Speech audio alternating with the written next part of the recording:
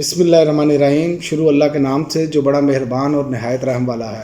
ناظرین، آج ہم بات کریں گے اقوام عالم کہاں کھڑی ہے اور ہم مسلمان کہاں کھڑے ہیں۔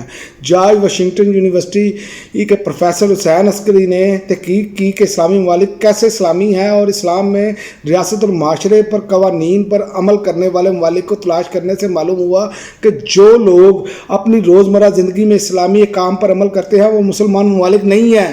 یہ ہمارا سب سے بڑا المیہ ہے، اور انہوں نے یہ کہا ہے کہ اس تحقیق سے پتہ چلا کہ سب سے زیادہ اسلام کی تعمیل کرنے والا جو ملک ہے وہ نیوزی لینڈ ہے، جس کے بعد لکسمبرگ ہے، اور اس کے بعد آئرلینڈ، پھر آئس لینڈ، پھر فن لینڈ، پھر ڈنمارک چھٹے اور کینیڈا 7ویں نمبر پر ہے۔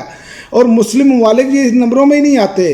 آپ دیکھ لیں کہ ہم کہاں پر کھڑے ہیں۔ آج ہم کہہ رہے ہیں کہ جی مسلمانوں کو ہر طرف سے مار پڑ رہی ہے، کیونکہ ہم نے بنیادی اصول جو ہے وہ چھوڑ دیے ہیں۔ اور انہوں نے کہا ملیشیا 38ویں، کویت 48ویں، بحرین 64ویں، اور حیران کن طور پر سعودی عرب جو ہے 131ویں نمبر پر ہے۔ گلوبل اکانومی جرنل میں شائع ہونے والی اس تحقیق میں بنگلہ دیش کی پوزیشن سعودیوں سے بھی نیچے ہے۔ تحقیق سے معلوم ہوا کہ مسلمان نماز، روزہ، سنت، قرآن، حدیث، حجاب، داڑھی، لباس کے بارے میں بہت محتاط ہے، لیکن ریاستی، سماجی اور پیشہ ورانہ زندگی میں اسلام کے قوانین پر عمل نہیں کرتے۔ اب مسلمان دنیا میں کسی سے بھی زیادہ مذہبی خطبات، وعظ اور نصیحت سننے والے ہیں، یعنی کہ سنتے ہیں، لیکن کوئی بھی مسلمان ملک دنیا کا بہترین ملک نہیں بن سکا۔ لیکن پچھلے 60 سالوں میں مسلمانوں نے جمعہ کا خطبہ کم از کم 30,000 مرتبہ سنا ہے۔ قابل ذکر بات یہ ہے کہ ایک غیرت مند چینی تاجر نے کہا کہ مسلمان تاجر ہمارے پاس 2 نمبر کی جعلی چیزیں بنانے کا آرڈر لے کر آتے ہیں اور کہتے ہیں کہ فلاں فلاں مشہور کمپنیوں کا لیبل لگایا جائے۔ بعد میں جب میں نے اس سے کہا کہ ہمارے ساتھ کھانا کھاؤ تو انہوں نے کہا یہ حلال نہیں ہے، میں اس لیے نہیں کھاؤں گا۔ تو کیا نقلی اشیاء بیچنا حلال ہے؟ ایک جاپانی نو مسلم نے کہا کہ میں مغربی ممالک میں غیر مسلموں کو اسلام کے اصولوں پر چلتے ہوئے دیکھتا ہوں اور مشرقی ممالک میں اسلام کو دیکھتا ہوں، لیکن مسلمان نہیں ہیں۔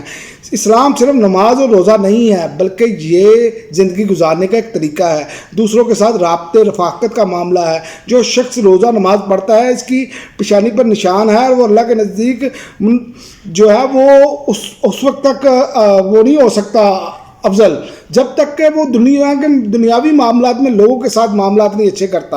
اس حوالے سے تو دیکھا جائے یہ منافق کی نشانیاں ہیں جو آج کل ہمارے معاشرے میں پائی جاتی ہیں۔ رسول اللہ صلی اللہ علیہ وسلم نے فرمایا کہ خالی ہاتھ ہوں گے وہ لوگ جو روزے، نماز، کثرت، حج، صدقات کے ساتھ تو حاضر ہوں گے، لیکن بدعنوانی، مال ہتھیانے کی وجہ سے خالی ہاتھ جہنم میں جائیں گے۔ تو یہ ہمارا ایک بہت بڑا المیہ ہے، اور ہم اس سے کوسوں دور ہیں۔ ہماری یہ مسائل ہمارے بن چکے ہیں، لیکن ہم معاشرتی اصولوں کے پابندی ایک بندے اور دوسرے کے درمیان معاملہ ہے۔ دوسرے لفظوں میں اگر مسلمان اپنی زندگیوں میں اسلامی اصولوں میں عمل نہیں کریں گے تو مسلم معاشرہ بگڑتا چلا جائے گا اور ہمارے مستقبل بے عزت ہو جائے گا۔ یہ بات بالکل حقیقت ہے کہ ہم مسلمان جو ہیں اس سے کوسوں دور ہیں۔ آپ اکثریتی مسلمان ممالک میں دیکھ لیں کس طرح کا جبر کا ماحول، کس طرح ظلم کا ماحول ہے۔ عرب امارات میں چلے جائیں، وہاں کے قوانین، انسانی حقوق کی خلاف ورزیاں یہ ہمارے سامنے ہیں۔ کسی انسان کو آپ یورپ میں جائیں، ایک شخص جو ہے وہ وزیر اعظم کو بھی کھڑا ہو کر روک کر کہہ سکتا ہے کہ آپ نے یہ کام کیوں کیا۔ تو یہاں پر ہمارے مسلم ممالک معاشرے میں تو ایسی کوئی چیز ہی نہیں ہے۔ ہم مکہ ملک شاب نام رکھ دیتے ہیں، مدینہ ملک شاب نام رکھ دیتے ہیں۔